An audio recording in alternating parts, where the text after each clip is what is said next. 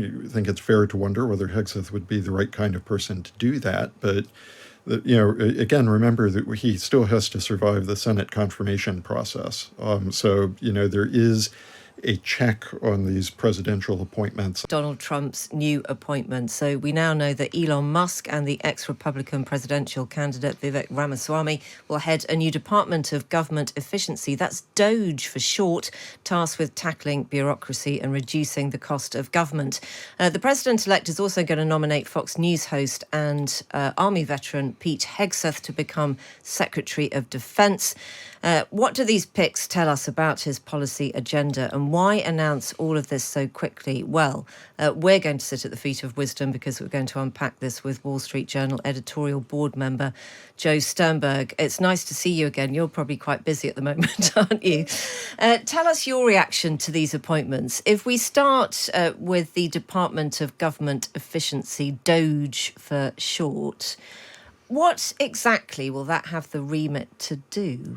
That is the great mystery of this undertaking, because this department does not currently exist. If it were to exist, I think Congress would have to be prepared to create it.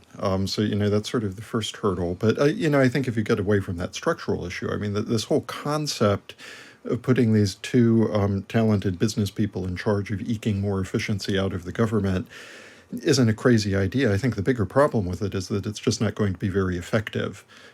Because I think that, we always have these conversations in Western countries that have fiscal problems, and this is also true in the United Kingdom, where the argument is if only we could operate the government more efficiently, we would be able to get the sums to add up, and we'd be able to match the revenue to the expenditure, and we wouldn't have these huge deficits, and everything would just work much more smoothly. And sometimes that's true, but I think that the track record of doing what it sounds like Musk and Ramaswamy are going to attempt, which is to eke more efficiency out of the government without necessarily having a bigger argument about what the government actually does, I think it doesn't have a great track record of success. Yeah. And can I ask you just a tiny point about the name for this? Is it a little bit sly? Because Doge is a cryptocurrency, an established one that Elon Musk, I think, has something of a stake in it too. Apart from anything else, it's just a little bit confusing to go for an acronym that's the same as something that already exists in somebody's life. Again, I find it very difficult to speculate about that kind of thing because you always have the sense with people like Elon Musk or Donald Trump, indeed, that they might be engaging in a bit of trolling of their political opponents, and so it can be difficult to know sometimes with something like the name of this department and whether it's connected to some vague allusion to a cryptocurrency or any of the rest of it. You can never figure out exactly what the thought process was there. Yeah. Do you think that this will create quite a lot of pain, though? Because, as you mentioned, it's not a unique ambition of a new government to say, let's cut the red tape and we're going to be capable of doing it more than the previous guys were. In this country, I think most people would admit there was a little bit of a tumble when David Cameron appointed Sir Philip Green to be his Tsar of efficiency.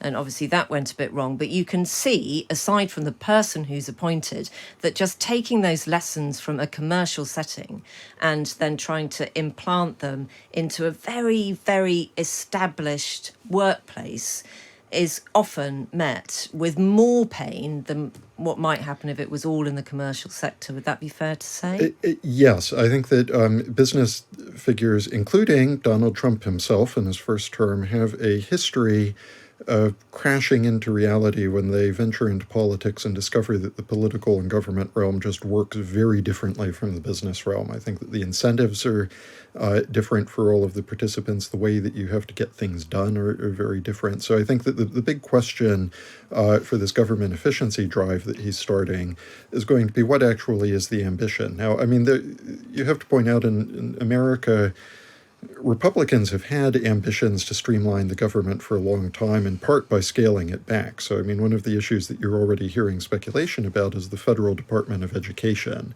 and whether there might be some attempt to either axe that completely or fold it into the Department of Labor in a much smaller form. And, keeping in mind that in the American system, education is something that the states and the local communities are responsible for, not the federal government anyway. So, if you're doing that kind of government reform, you can eke some savings out. But the reason that this has never happened before even when you had Republican government in the White House or Congress, is that some of these functions turn out to be very popular and might be things that voters want the government to do. And so you have to work around that if you're going to pursue this kind of efficiency drive. And if Musk and Vivek Ramaswamy have a solution to that political problem, I'm sure a lot of people would be all ears. Yeah.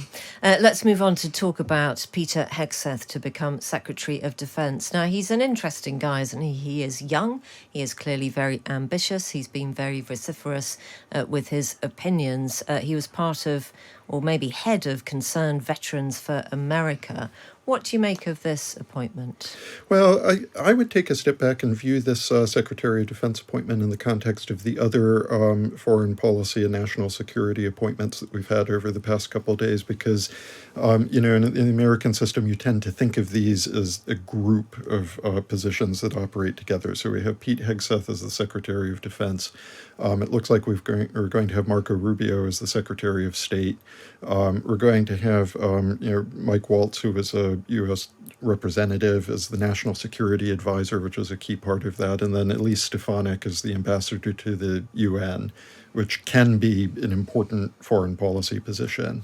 And I think what's interesting, if you look at all of these together, is that Hegseth is kind of the outlier because he doesn't have a vast well of governing experience or leadership experience in the government. I think that he comes in very much from the outside. Is that terrific in the Secretary of Defense position? I mean, the military and the Pentagon are these vast, complicated bureaucracies that encompass both the military itself and then the civilian bureaucracy that runs alongside of that. I think that there's a great demand for reform, within that bureaucracy. There's also a real need for leadership in terms of understanding what America's security interests are around the world, and then how you go out to the public and explain the administration's positions on those issues while you are also helping to form those positions within the administration. We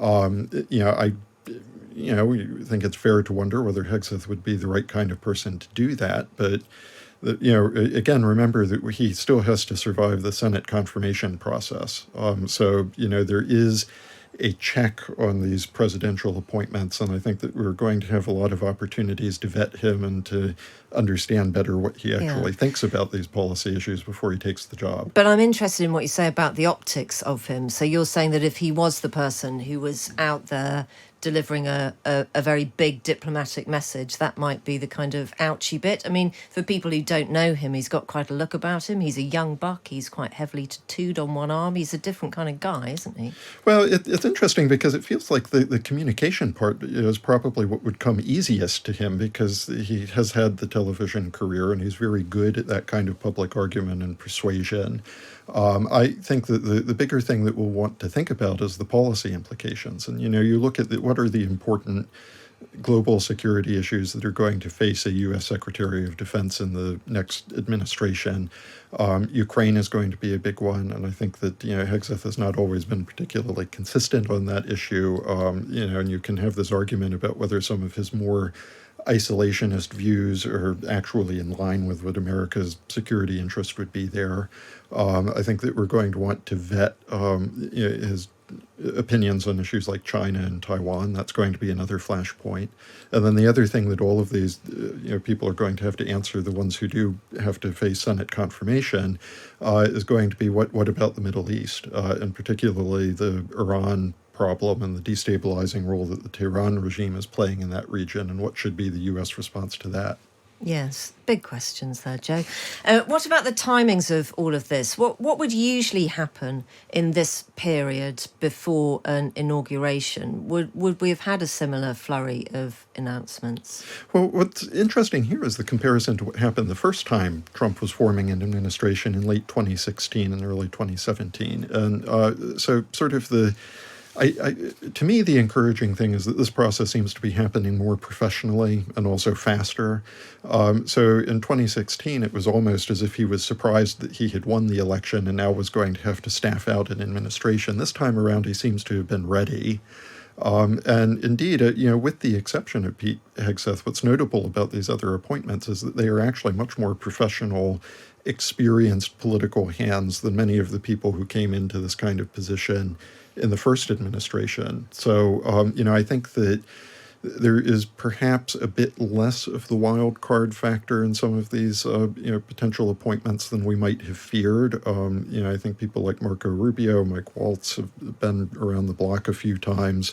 You may agree or disagree with them on various points, but there isn't as much mystery about what some of these people think as there might have been 8 years ago. Thank you very much indeed for your time. That is the Wall Street Journal's editorial board member, Joseph Sternberg.